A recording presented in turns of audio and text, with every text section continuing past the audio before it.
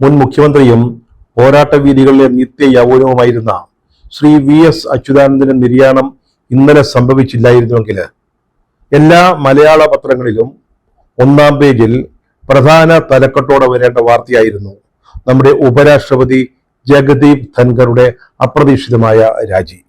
അദ്ദേഹത്തിന് 2 വർഷം കൂടി കാലാവധി ഉള്ളപ്പോഴാണ് ഒരു സൂചനയും നൽകാതെ അദ്ദേഹം രാജിവെച്ചത്. അദ്ദേഹം അതിന് പറയുന്ന പ്രധാന കാരണം ആരോഗ്യ പ്രശ്നങ്ങളാണ്. അതായത് തന്റെ ആരോഗ്യത്തിന് കൂടുതൽ മുൻഗണന നൽകണം, അതുകൊണ്ട് രാജിവെക്കുന്നു. പക്ഷേ അതിന്റെ പിന്നിലെ രാഷ്ട്രീയ കാരണങ്ങൾ എന്താണ്? ഇന്നലെ വൈകുന്നേരം 4:19 വരെ രാജ്യസഭയിൽ ചെയർമാൻ എന്ന നിലയിൽ അദ്ദേഹം സജീവമായിരുന്നു. രാജ്യസഭയുടെ പ്രവർത്തനങ്ങളുമായി ബന്ധപ്പെട്ടു നിന്നാണ്. 5 മണിക്ക് കോൺഗ്രസ് നേതാവ് ജയറാം രമേശിന്റെ നേതൃത്വത്തിലുള്ള ഒരു ഡെലിഗേഷനെ കണ്ടു.